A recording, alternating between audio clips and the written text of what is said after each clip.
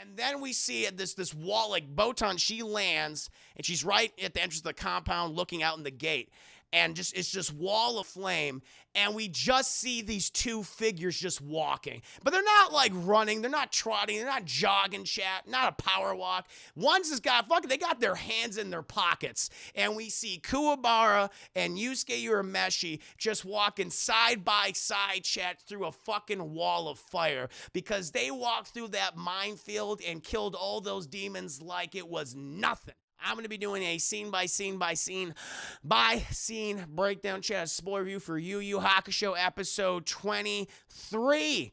Yusuke, Botan, and Kuwabara, chat, they're going to the compound of Mr. Spuds to get little Vegeta's sister back, chat, Elsa from Frozen. Her tears literally make jewels and pearls and diamonds and shit, and this potato mobster, this Italian stereotype who's a potato man. He wants the jewels, right? But then you got the Tootsie Roll brothers. They're there too, and you got the younger and you got the elder chap. But the younger looks older, but the elder looks younger. It's confusing. But what's their whole thing in this? What's their power play, chat? We shall see. And there's a whole fucking forest filled with goddamn demons, and we're gonna get to the nitty-gritty details of it, chat. Can't wait to do that. So we start with Yusuke and the gang, Chad. The gang at this point is comprised of Botan. All right, she's looking like a cutie patootie. She's being their nice little guide, if you will. And also Kuwabara, who is being compelled by the power of horniness, chat, to save Hiei's little sister, Elsa from Frozen, chat. See, they're going through this forest. They're battling all sorts of demons and things. Botan, she's got this compass. She's got this like demon compass that points him in the direction of Elsa, because she's a very powerful like demon. Even though she doesn't look like a demon, she just looks like a normal person, whatever. But she cries jewels and shit, which that's kind of convenient power.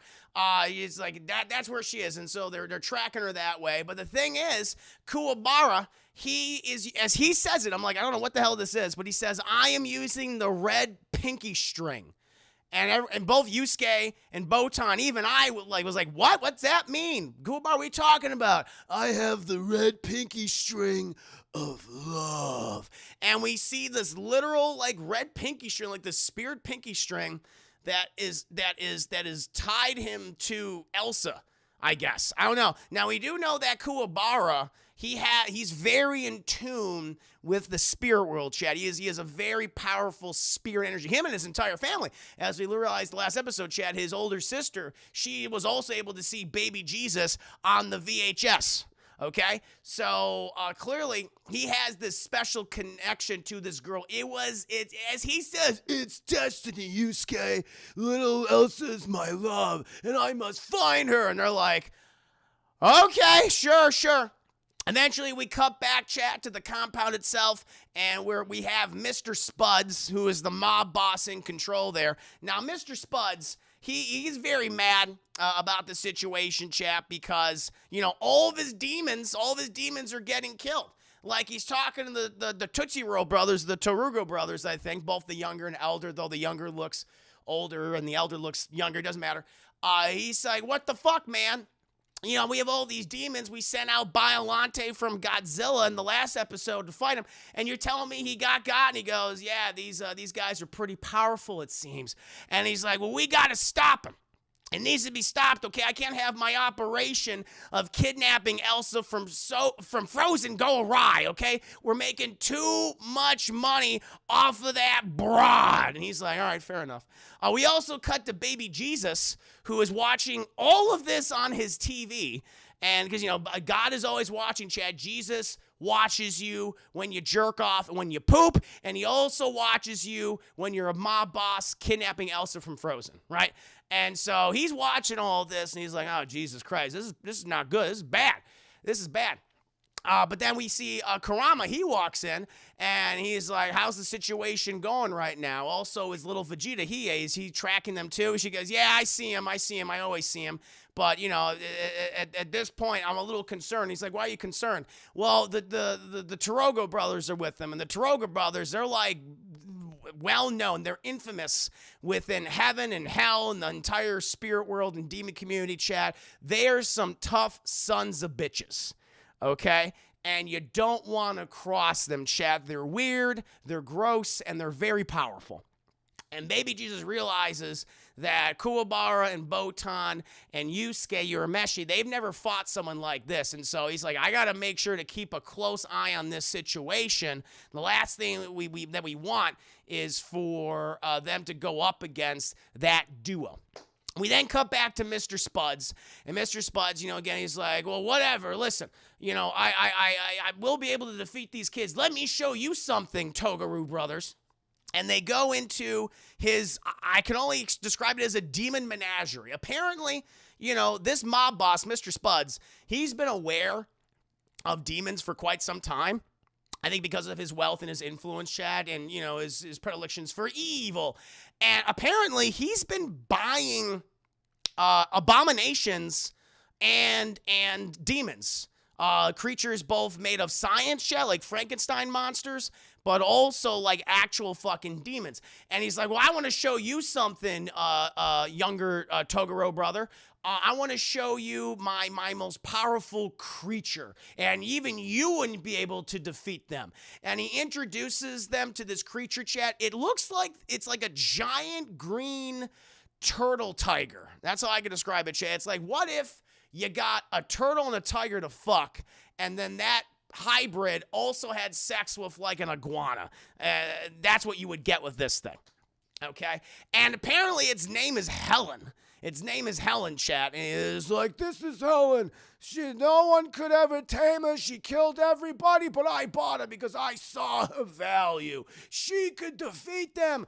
And the younger guy, the younger Toguro brother, he's like, yeah, nah, I wouldn't be able to do that. He's like, well, how would you know? Would you think you'd be able to fucking defeat Helen? And he's like, yep. He's like, you know what? Yeah, I could. He's like, And so he puts down his older brother, Chad, who's just fucking weird and creepy.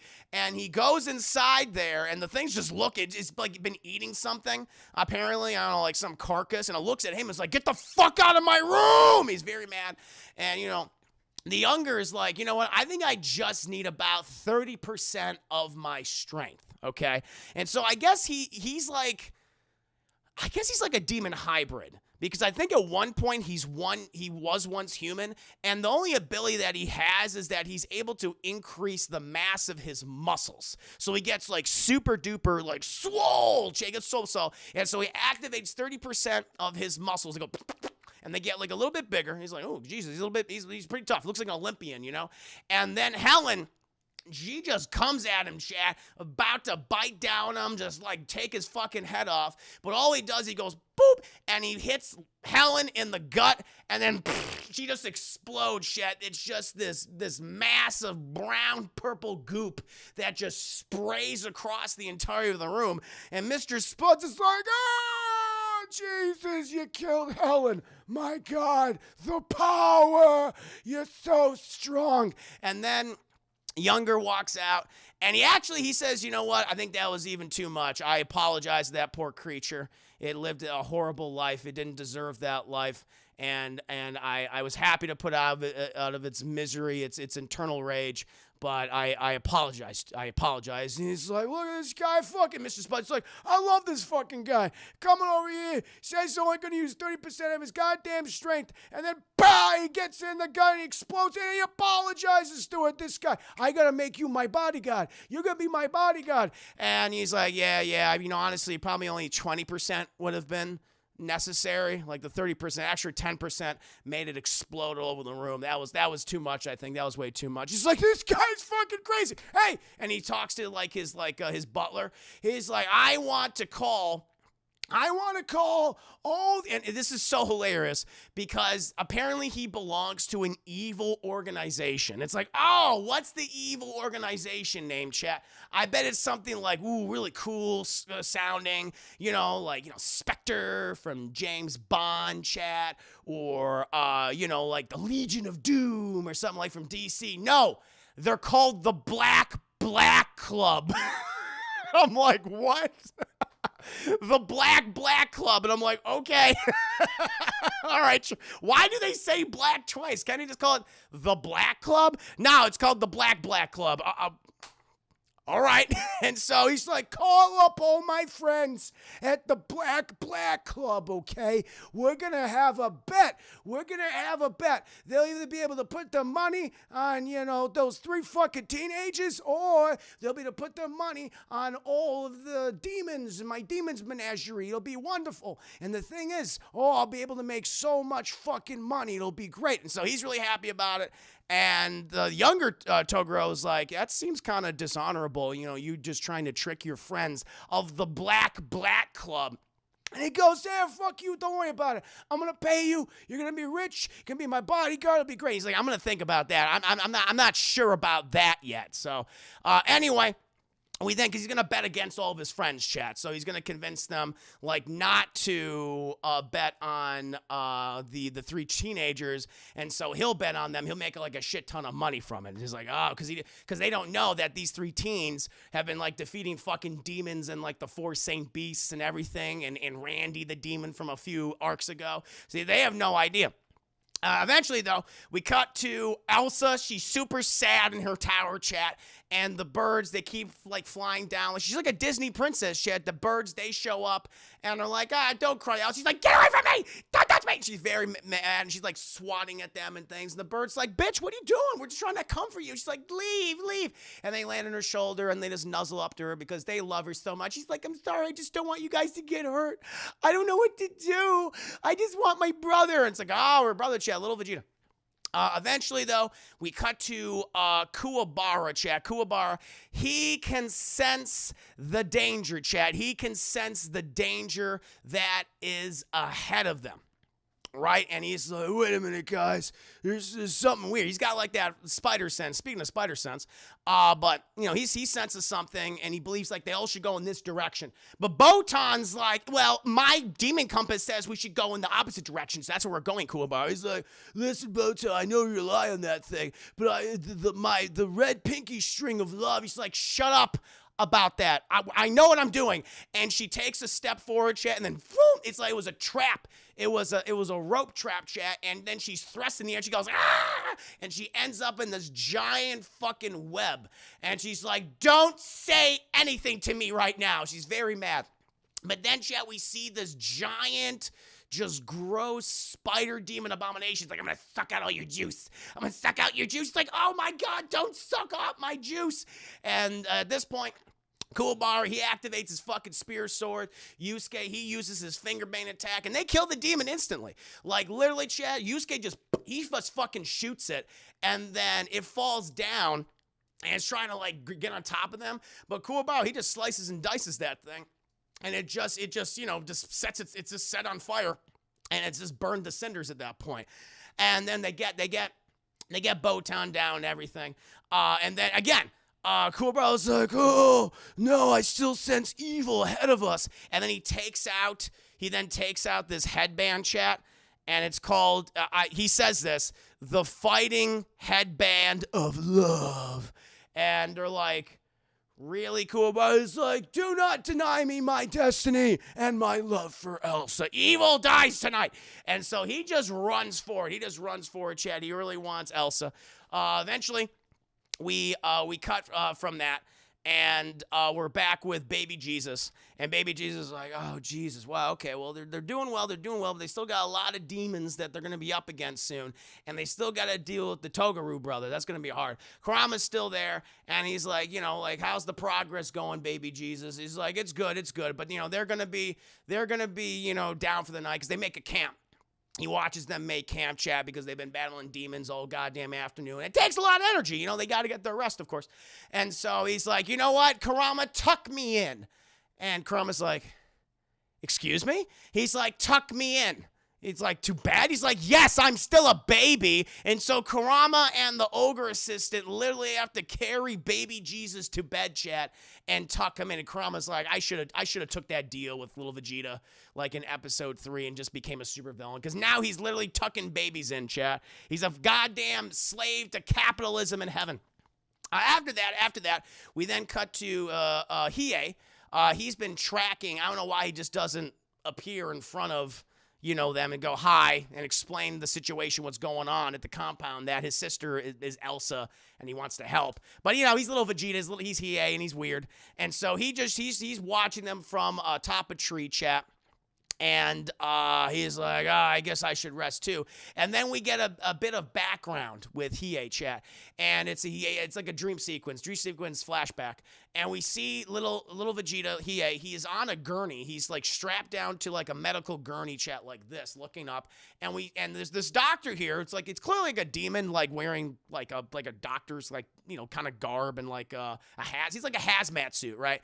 And the guy's like, all right, listen, are you sure you want to do this? Okay, this kind of procedure, it's very dangerous, even for demons like us. This type of fusion, I mean, it could kill you, or it can cause you excruciating pain. And Hiei's like, I can take, and the demon's like, yeah, no, you can't. I've strapped you down here, so not only do you not. He's like, yeah, I'm sorry, I won't hurt myself. He goes, no. So you won't hurt me, okay? Because you're gonna be thrashing, and you'll be so angry and so infuriated, filled with so much rage, based on this procedure, that you'll be wanting to kill anything. You'll crave blood, and so I'm gonna start it. I'm giving you one last chance. You sure you want to go through with this? And the guy, and he's like, yeah, okay. He's like, okay.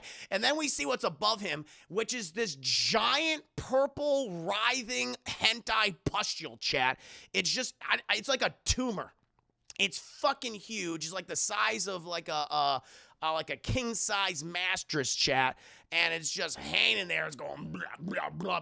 And it's like, are you putting that in him? I'm like, I don't fucking know. But that thing gets lowered down. It's like, oh, then he wakes up. He wakes up, and everyone else wakes up as well. And they're like, all right, guys, let's keep going. And little Vegeta continues to track him. But it's like, does fucking little Vegeta have like a giant, tumor baby inside of him? I don't know, chat. Maybe. A lot of weird things in Yu Yu Hakusho, chat. I don't know what's going on all the time. Eventually, we have the Black Club meeting at this point, and we're introduced to the various members of the Black Club meeting. They're all generic evil people. We got evil French guy, we got evil Japanese guy, we got evil Englishman, colonizer, if you will. We have evil-looking, maybe Indian guy, and then we have sexy Kylo Ren.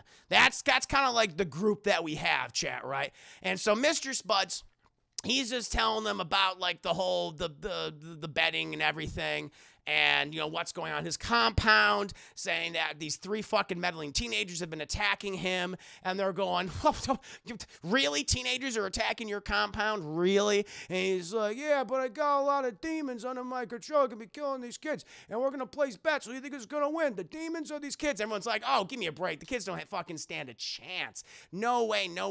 And then we get a flashback, which is kind of cool, because the Toguro brothers apparently have been aware. Sakyo, is that his name? Sakyo. I'm going to call him Kylo Ren. But yeah, Sakyo, that's the guy's name. He's got like these long flowing black locks. He's got like a little scar down his eye, and he's sexy. He's also like the youngest out of all of them. He seems to be the most competent and not prone to like the various vices as these guys. He just seems to be more in control of himself. He looks like new money or whatever.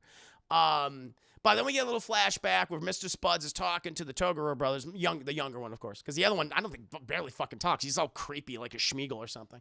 And apparently, Younger has been keeping tabs on these guys for quite some time. He knows who Yusuke is. He knows who Kuwabara is. And he's aware of what they've been doing over the last several months. Actually, a better part of a year at this point. Like, he knows that they took down Randy the Demon. He knows that they defeated the 4 Saint Beasts, and he's aware that they have been working with Baby Jesus for quite some time. And so I kind of like that. Like, now, at this point, Yusuke and Kuwabara, like, they're becoming, like, well-known, not only in the demon world, chat, and the spirit world, but also in the human world, too, as we'll see in just a bit. Xfire, thank you for the raid, and thank you for resubscribing. 18 months of incredible support. I hope you're doing very well. Just talking about kind of the how famous, or the infamy of Yusuke and Kuwabara. I'm glad that my boys, chat, my boys are getting the respect that they deserve. And Mr. Spuds has this knowledge of them defeating all these great villains at this point. And he's like, well, there's no way that my fucking friends, so-called friends, will be betting on the teenagers because they'll think they'll just die instantly. And so at this point, they all start taking bets. They all start taking bets. And, you know, you have I think you have all the various villains, all the, you know, the evil British guy, evil Japanese guy. There's an Italian, there's another Italian, evil Italian guy, evil Indian guy, evil French guy. They all bet like an exorbitant amount of money. They bet like 200 million, 300 million, I think 500 million at one point. It's like, that's a lot of money. And then fucking sexy Kylo Ren says, $5 billion, and I bet those 3 teenagers can kill all these demons they're going to be fighting next. And fucking Mr. Spuds is like, oh, he can't believe it. Like, why would sexy Kylo Ren, Sakio, good old Saki chap, why would he bet on these kids unless he fucking knows something? Mr. Spuds is like, well, okay, place your bets, boys. And so at this point, we then cut back to the game, and they fight this trio of villains, and they defeat them all like instantly. It's not even a fight for them anymore. Like, I really love this how, like, I mean, it's like Dragon Ball in a way, I suppose, except it doesn't take like 15 episodes to defeat like a single villain or something like that. It's like you have these 3 abomination demons attack them. One looks like a giant fucking crab. Another one's like a squid. You got one that's, you know, I don't know, looks like it's a penis and a vagina layered on top. It's like, it's a lot going on there. And they just finger bang them, and they just do the whole slice and dice with the sword, and they take them all out. Like, it's nothing. Like, and even Kuwabara and Yusuke are like, this is like really fucking easy. This is kind of crazy. And they're like, wow, we've gotten like, we were teenagers. We were getting they even had like this existential crisis moment. Like, oh my God, we were like teenagers like a year ago picking fights in alleyways. And now we are literally exploding monstrous creatures with light, with our ki, with our spirit energy that shoots out of our bodies. It's fucking nuts. And even Botan's like, yeah, pretty goddamn cool. And he's like, and I got my headband of love. And it's like, and you got your headband of love. No doubt about that. No doubt about that. At this point, and all the people like start watching them as well. And they can't believe it. They can't believe that these fucking teenagers managed to beat those demons. But then Siakio, as Mr. Spuds is all happy about making the money, but then Siakio says, and so I believe 5 billion times 2 is 10 billion. Isn't that correct, Mr. Spuds? He goes, yeah, that's right. So he's very mad because he's got to pay him, you know, $10 billion fucking dollars at this point. At this point, Botan is like, okay, boys, I'm gonna go. They're near the compound at this here in the episode, and she's like, I'm gonna go use my broom. I'm gonna go up there. I'm gonna go ahead and get a bird's eye view while you guys just fight through all of the various demons, right? And so at this, Botan just observes. She observes everything. She gets to the compound. She spots Elsa in the tower. She's like, okay, cool. And then we get to like one of the best moments in the episode, I would say, chat. Like, it's like it is a badass fucking intro. Like, I can't believe it, because at this point we hear all these. Actually, we cut back to the guys. We cut back to the mobsters, the Black Club. And they're like, all right, well, we're going to place our bets again, because now they're going to be fighting like 20 demons now. It's like, okay, well, these kids definitely don't stand a chance against 20 fucking demons. They beat 3 demons, but that's 20. That's a shit ton of fucking demons. That's like 9 times the demons. It's crazy. And so they're like, all right, well, I'll bet 300, 200 million. They're like, not going 500, over 500 this time. Like, or about 300, 200 million. But then Siako, sexy Kylo Ren, he's like, $20 billion, and I'm betting on the 3 teenagers. And Mr. Spuds is like, and they're going, Siako, Kylo Ren, what are you doing? What are you betting that much money? What do you know? He's like, listen, I like all of you guys. I all too have learned about the realm of demons and of heaven and hell and things things that are not of our mortal realm. Okay, thanks to our wealth and power. And I've heard about this so-called spirit detective and how him and Kuwabara and all these other people have been battling demons for the past year and a half, okay? And so I'm like, these kids aren't to be fucked with. So I don't know who's been telling you what, But yeah, my bets are on these kids. And Mr. Spuds, you better be careful because they're coming for you, it seems. And he goes, I'll be fine. Don't worry about it. I got the Toguro brothers, sure. But then we cut back to Botan. And we got one of the best scenes in the show so far because she's flying over, and then all of a sudden we hear, it's like this chain reaction of explosions, chat, and we see this entire just side of the compound just goes up in flames. Chat just goes up, and then we cut to Mr. Spuds, and he's like, looks like they walked into my minefield with the demons. There's no way they can survive that. And then we see this wall, like Botan, she lands, and she's right at the entrance of the compound looking out in the gate. And it's just wall of fucking flame. And we just see these two figures just walking. But they're not like running. They're not trotting. They're not jogging, chat. Not a power walk. One's just they got their hands in their pockets. And we see Kuwabara and Yusuke Urameshi just walking side by side, chat, through a fucking wall of fire. Because they walked through that minefield and killed all those demons like it was nothing. Like it was nothing, chat. And they just walked forward, and she's like, holy shit, that was cool. And the music's playing, everything. It's pretty badass. It's a pretty badass moment, chat. And even Mr. Spuds is like, oh my fucking God. Who are these kids? These meddling kids. Scooby-Doo, eat your goddamn heart out. But even at this point, the guys are like, all right, wow, that's pretty impressive. That's pretty impressive. But then, Mr. Spuds is like, oh, don't worry, they're gonna go up against the worst of the worst.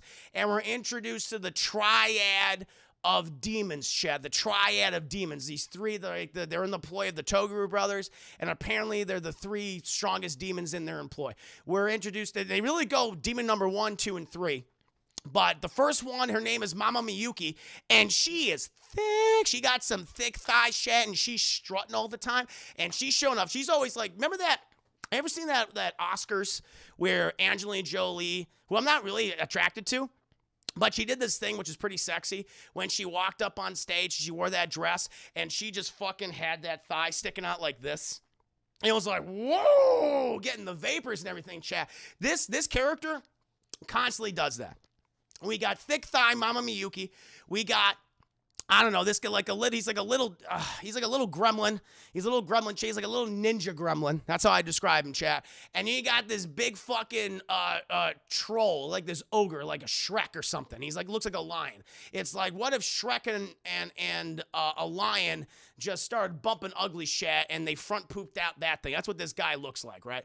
And it's like, all right, those guys are pretty intimidating. And now that's what Yusuke and the gang got to fight.